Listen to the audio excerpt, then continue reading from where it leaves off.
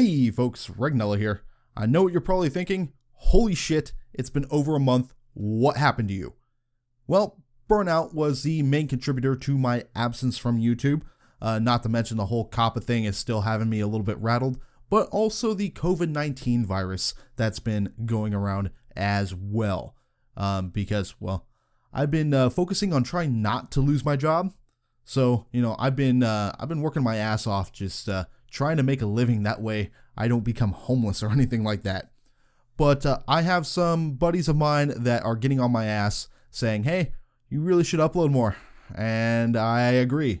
So the only way to get my ass back into business, so to speak, is to actually do something. So for today's video, we're going to be looking at Fire Emblem Three Houses. And afterward, I'll be working on more Monster Hunter stuff. We're almost done with Freedom Unite. So I'm thinking I'm gonna finish that series up finally. But anyways, let's get right into it with today's video, Fire Emblem Three Houses. Hello and welcome back to another episode of In the Crosshairs, where we take a look at games both old and new to see how good they really are. For today's review, we're going to be looking at the latest entry of the Fire Emblem series, as well as the first game in a while to be released on a console. So let's get right down into it with Fire Emblem Three Houses.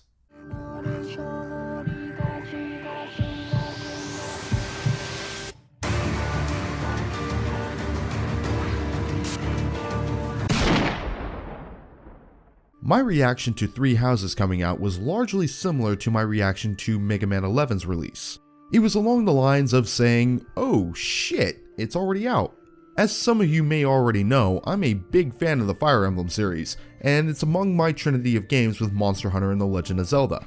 My initial reaction upon seeing this game was a mix of excitement and concern. Excitement because it's a freaking Fire Emblem game, and on a console no less. Concern because it appears to be changing a lot of mechanics, and of course the recent trend in the series that makes me grind my teeth. Fire Emblem nowadays is often referred to as a waifu simulator, and frankly it really takes away from the game more than it adds. But more on that later. Three Houses was an ambitious project, first being designed for the 3DS and then later for the Switch when the guys at Intelligent System learned of the latter's release. The game's story is derived from dark fantasy, while also taking influence from the Chinese novel Romance of the Three Kingdoms and Fire Emblem Genealogy of the Holy War. Due to the size of this game, Intelligent Systems needed a few extra hands in helping with development, and it came from Koei Tecmo, the guys behind Dynasty Warriors, and various freelance illustrators for the artwork. Side note, whoever is in charge of the box art for this game needs a slap in the face. Not a hard slap, but a slap. This sort of design is something that an art student would have half-assed as a last-minute midterm submission. Most of it comes from Claude just being, well, look at it. That's some goofy shit right there. The story starts off with a flashback of a war between armies. We get no real context for the fight, but the only thing worth noting is that the woman is fighting in fucking heels. Guys, copying parts of Jurassic World is probably not the best idea here. After the flashback, you find yourself playing as Baelith as you are confronted in your dreams by Sothis, an amnesiac goddess who's wondering who you are, which takes you to a limited customization screen. Baelith is then abruptly woken up by his mercenary commander Geralt. Huh, we're focusing on mercenaries again. And why am I getting Grail mercenary vibes from this guy? The game picks up quickly with you saving 3 royal students from the Church of Saros, and out of nowhere you're forced to become an instructor by the Archbishop Rhea. Whoa, game, you need to lube me up first if we're going in that dry. It's during this time where we learn that Geralt isn't just Baelith's commander, he's his father too. Okay, A, they look nothing alike, in both looks and fashion. B, I know enough parental figures in the Fire Emblem series to say, dead man walking. As the new instructor, you'll be tasked with overseeing either the Black Eagles, Blue Lions, or the Golden Deer houses. Each house is led by the royals Edelgard, Dimitri, and Claude respectively. Which house you choose will change the story in a big way, so you will want to choose carefully. The game really wants you to choose the Black Eagles in the first go-around. It's the only path that leads to 2 different endings, and the game makes out Edelgard to be the most sane of the 3 royals. Claude is made out to be a likable guy that can't be trusted, while Dimitri is the pretty boy royal that can do no wrong but has a darkness in him. Yeah, like I'm gonna buy that. What, Dimitri, did your parents kill a bunch of innocent people or something? We'll take that head from your shoulders and hang it from the gates of Endor! Jesus fucking Christ. I like this guy. Due to the first impressions of the royals, I obviously went with the Black Eagle house, which are filled with some very interesting people, including the millennial of Fire Emblem games Bernadetta, the obviously going to be a bad guy Hubert, and the ever promiscuous Dorothea. Back when I went to high school, we had a word for people that went around seeing a different person every day. Slut! And to those that are offended by that joke, 1, you're a pussy, and 2, my dad has been divorced 4 times with all but 1 involving cheating. So yes, my dad is a slut! As you progress through the first half of the story, some very Hogwarts-esque shenanigans start ensuing, and the Church of Seiros devotes itself into fighting the cause, with Geralt lending a helping hand in between chapters. Okay, hold up. Let me just leave this right here. There you go.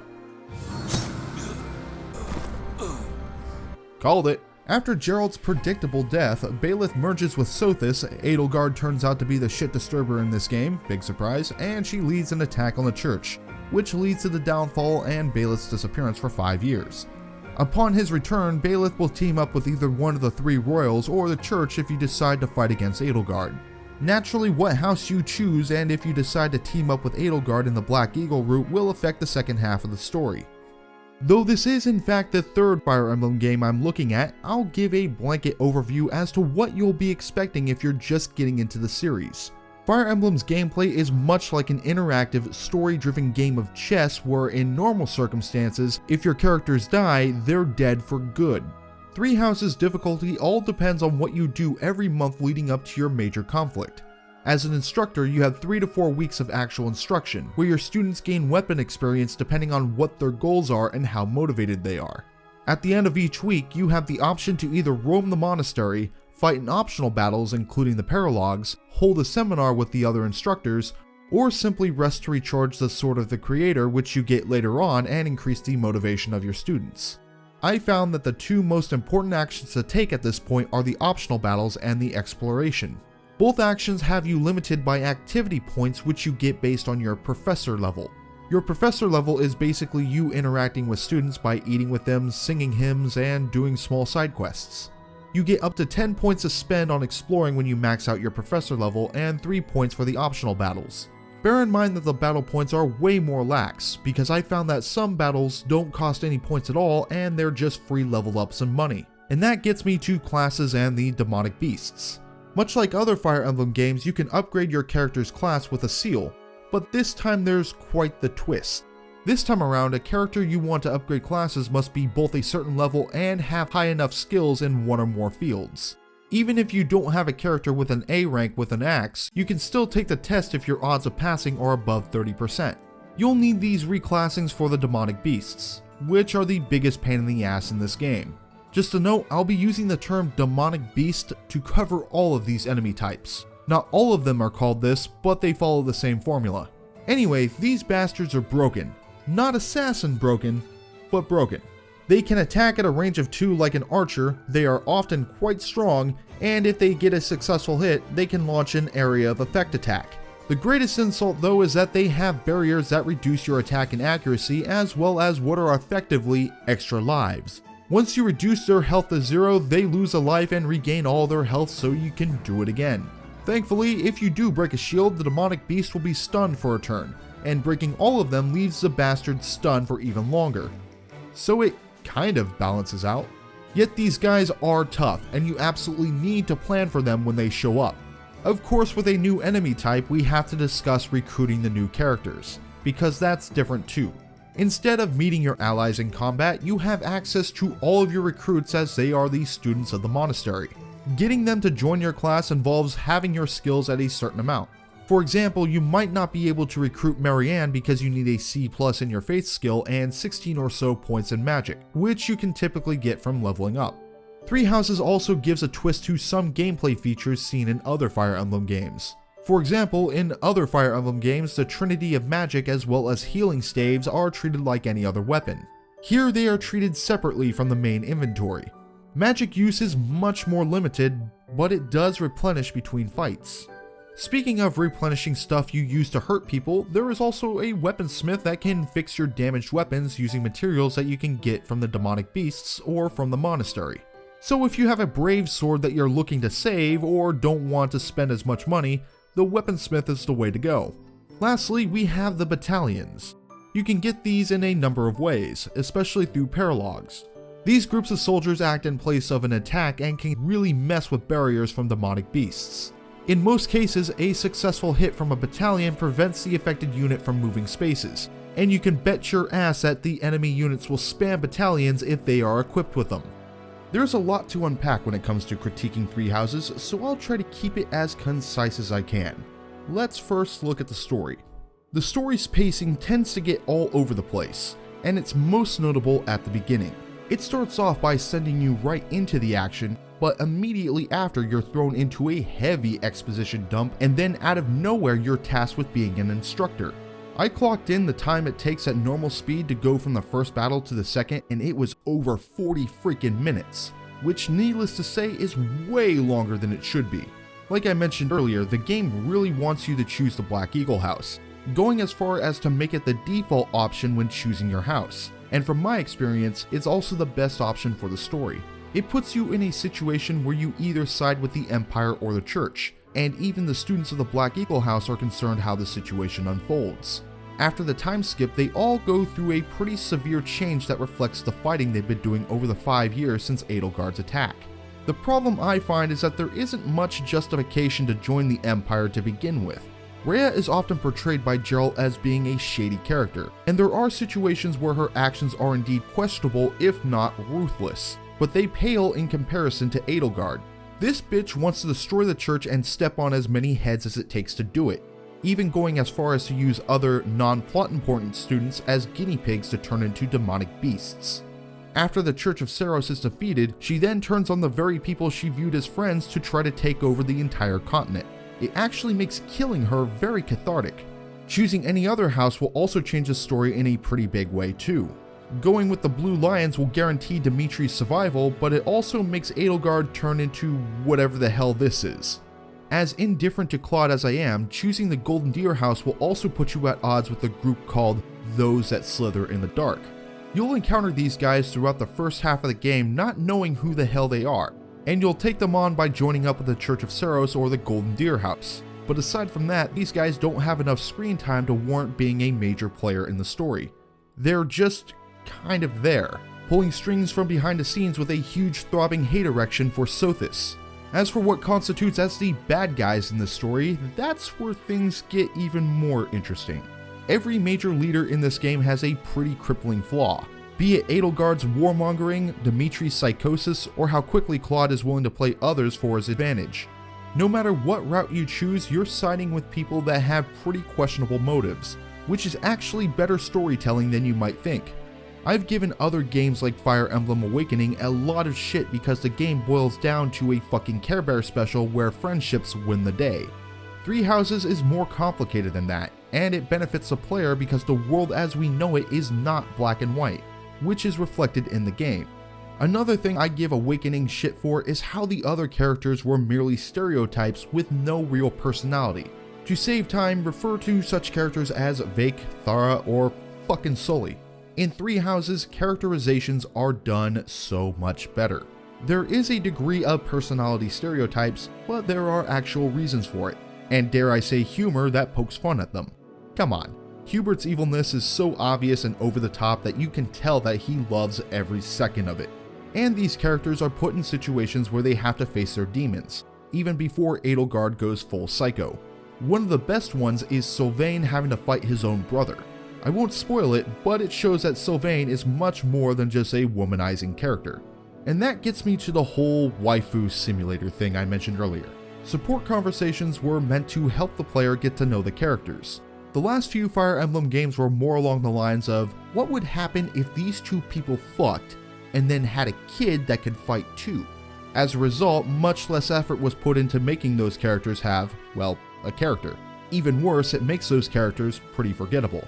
Three Houses actually put effort in both story and the personality of their playable characters, and it shows. Oddly enough, the one character that gets no personality at all is Baelith. Granted, the player character in Fire Emblem games was never too open about their lives, but Baelith is the worst of it.